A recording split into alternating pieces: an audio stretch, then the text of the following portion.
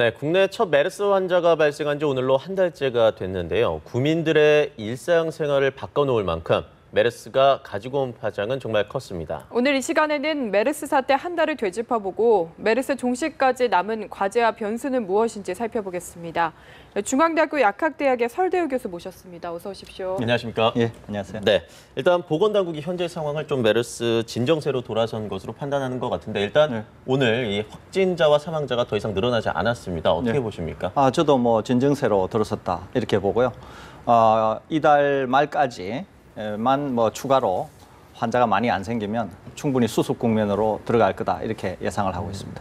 네, 그렇다면 메르스 바이러스 종식 시점이 이달 말 정도로 보시는 건가요?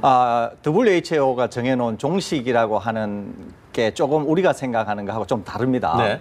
그러니까 이제 오늘 0명 나왔지 않습니까? 네네. 그러면 지금으로부터 최대 잠복기의 2배 동안 환자가 한 명도 나오지 않으면 그날에 종식을 선언하게 되는 겁니다. 네. 그러니까 만일 오늘 0명이 나왔으니까 예. 가장 빠른 종식 선언은 7월 14일이 되겠죠? 예, 네. 그렇게 되는 겁니다. 그러니까 그 사이에 또 환자가 나오게 되면 그 나온 환자로부터 또 0명이 되는 시점에서 28일 최대 잠복기의 2배에 해당하는 날에 종식 선언을 하게 되니까 일반 국민들이 아시는 것과 실제 전 세계에 우리가 종식을 선언하는 것과는 예. 약간의 차이가 있습니다, 사실. 지금 말씀하신 그 기준이 WHO의 기준이란 말씀이신 그렇습니다. 거죠? 예. 네.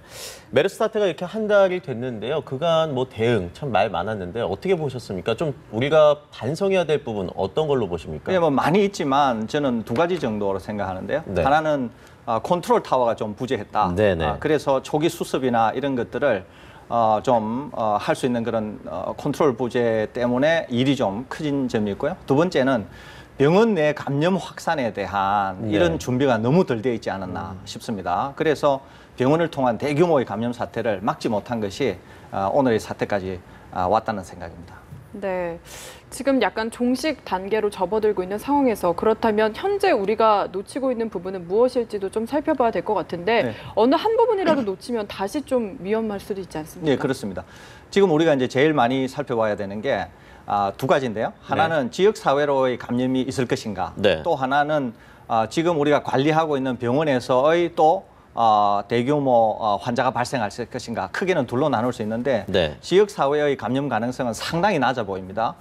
일부 확진 환자들이 지역 사회에서 제3자 불특정 다수를 다수 접촉한 점은 있지만 이분들이 불특정 다수를 만나고 할 때 슈퍼 전파자로서의 특징을 전혀 가지고 있지 않았기 때문에 지역사회의 감염 가능성은 상당히 낮아 보이고요.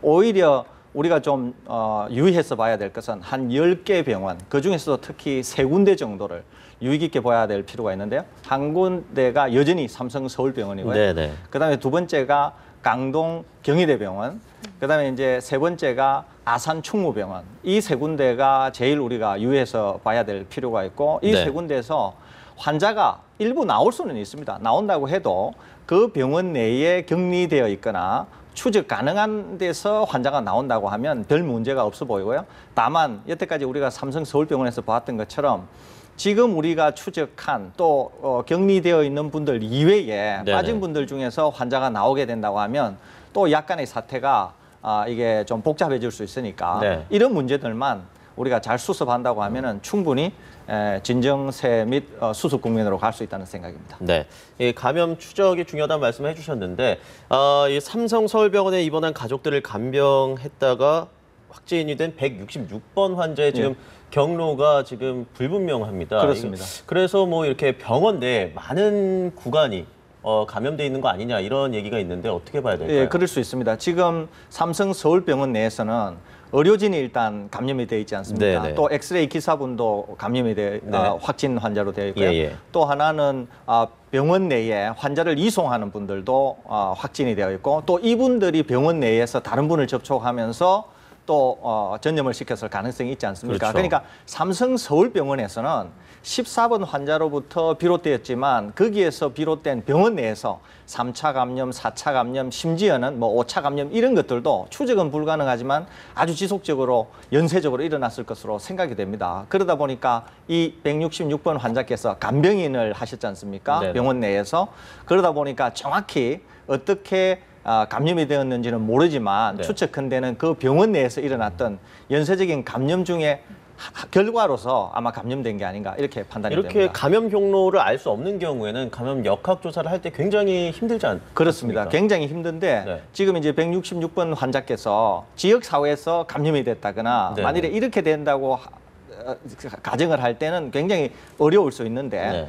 정확히 삼성 서울병원 내에서 본인이 어떻게 감염이 됐는지는 모르지만 충분히 우리가 예측하건대 병원 병원 내에, 내에서 네. 감염이 됐을 거라고 생각하고 있고 여전히 우리가 추적해서 이분을 지금 우리가 사실 확보하고 있는 상황이니까 이 사태가 감염 경로는 모른다고 하더라도 더 확산될 것으로는 보이지 않습니다. 네. 네, 그래도 어쨌든 이렇게 감염 경로가 불투명한 환자들이 있다 보니까 아직 불안감이 남아있는 게 사실이거든요. 뭐 네. 3차 유행 가능성은 어떻게 보시나요? 3차 유행 가능성은 아까 제가 말씀드린 대로 지금 이제 한 10여 군데의 요주의 병원이 있고 네. 그중에 특히 이제 3군데의 병원이 있지 않습니까? 네네. 그리고 우리가 잘 아는 것처럼 대규모의 감염 사태가 병원을 통해서 일어났고 확산되었고 그렇기 때문에 이 3군데의 병원과 나머지 한 7개의 병원 내에서 환자가 나타나는 정도로만 우리가 수습할 수 있으면 사태는 충분히 우리가 관리할 수 있고 진정시킬 수 있다는 생각입니다.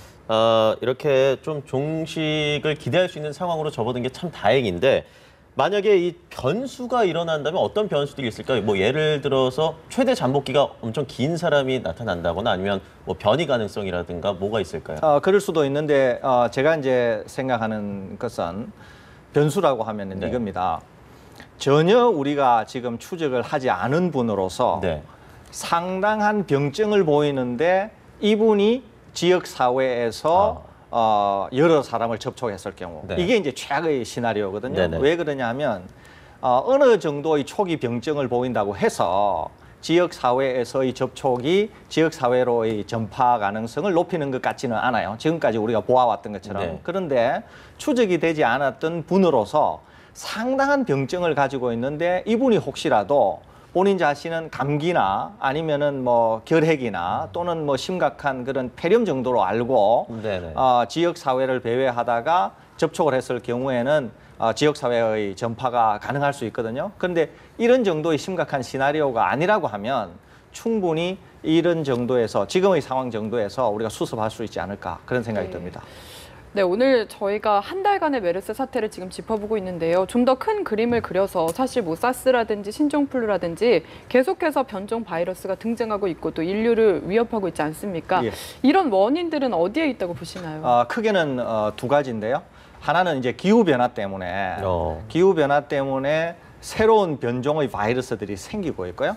또 두 번째는 기후 변화 때문에 어떤 지역이 경험하지 못했던 그런 바이러스를 경험하게 되는 겁니다. 네. 그러니까 우리나라만 하더라도 댕기열 같은 걸 한 번도 경험하지 못하다가 이제 댕기열을 경험할 가능성이 있게 된 거죠. 그렇죠. 기온이 이제- 올라서 그렇죠. 그러니까 이제 새로운 신종 질환이 생길 수도 있고요. 또 기존에 있었는데 기후 변화 때문에 경험하지 못했던 기후대로 이제 경험하게 되는 이런 두 가지가 있을 수 있고요. 또 하나는 예전에는 동물은 동물대로, 사람은 사람대로 살았습니다, 이게. 그런데 이제 개발이 되면서 동물과 사람이 굉장히 가까워지는 이런 네네. 환경이 조성이 되었어요. 그래서 동물에 있던 바이러스들이 사람으로 옮겨오게 되는 그런 가능성이 굉장히 많아졌습니다. 지금 우리가 경험하는 상당수의 인류를 위협하는 바이러스성 질환들은 대부분 동물에게서 있던 것이 약간의 변이를 거쳐서 사람으로 온 것들이 대부분입니다. 그래서 이런 환경적 요인 때문에 지금 우리가 이런 심각한 질환을 경험하고 있는데 이런 거는 지금